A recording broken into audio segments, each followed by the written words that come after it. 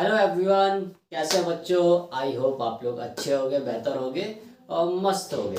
चलिए खैर, अपनी अगली क्लास की ओर बढ़ते हैं। 10th के उन बच्चों के लिए जिनको ट्रिग्नोमेट्री बहुत ही डिफिकल्ट काम लगता है। अब मैं वन बाय वन धीरे धीरे धीरे धीरे क्लास को आसान बनाते हुए जा रहा हूँ।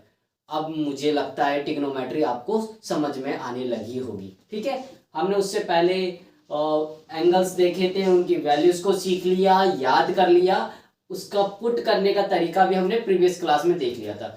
चलिए फटाफट अपने एक्सरसाइज 8.2 के एग्जाम्पल 8 की ओर चलते हैं और आसान तरीके से करते हैं। और चुटकियों में आपको ये होता हुआ नजर आ जाएगा कि कैसे हम वैल्यूज को पुट करते हैं और कैसे उसको सॉल्व करते हैं। ये वेरी वेरी इंपॉर्टेंट क्वेश्चन है, नोट डाउन कर लीजिएगा इस बात को। ठीक है, जो आपके एग्जाम में अक्सर हर बार ये पूछा जाता नजर आता है। चलिए सॉल्यूशन के पास आ जाते हैं। कैसे स्टार्ट करेंगे?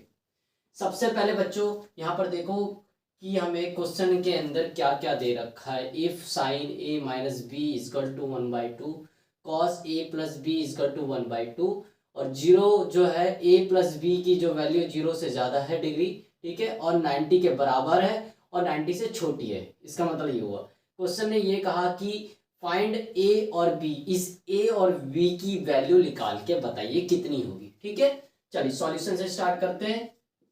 Sine A minus B equal to 1/2। ठीक है, अब क्या करेंगे? Sine A minus B equal to, अच्छा एक चीज ध्यान में रखिए कि साइन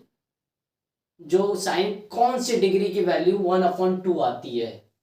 फटाफट आ जाते हैं अपने इस डायग्राम पे, और हमारे पास जो डिग्रीज दे रखी है, साइन 30 की वैल्यू 1/2 होती है। तो बस, तो यानी कि भाई ये पता चल गया साइन 30 की वैल्यू 1/2 होती है। तो सिंपल, साइन से साइन को काट दिया, तो a minus B equal to 30 degree.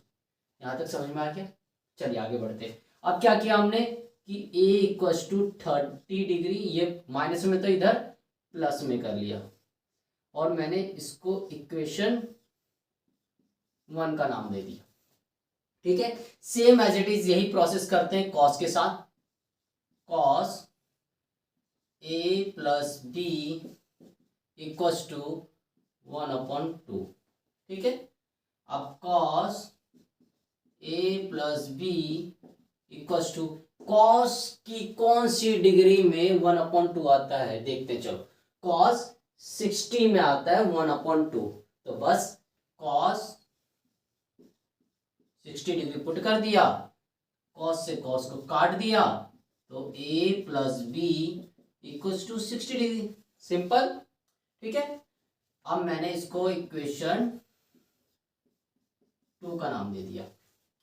ठीक है, अब यहां पर लिखते हैं putting the value of equation 1 इन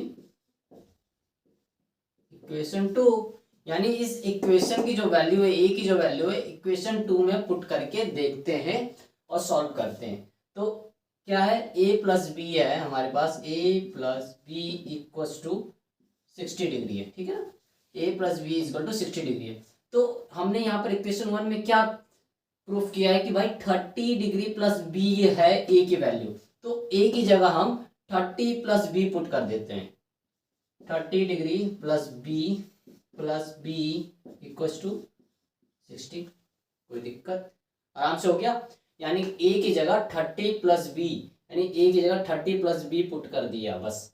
ठीक है, आप क्या करेंगे बच्चों कि ये 30 डिग्री है, इसको उठा के उधर ले आते हैं और इस b को जोड़ देते हैं, b प्लस बी 2b, और इसको बुला लिया भाई इधर 60 माइनस 30, और 2b equal to 30 degree. Simple.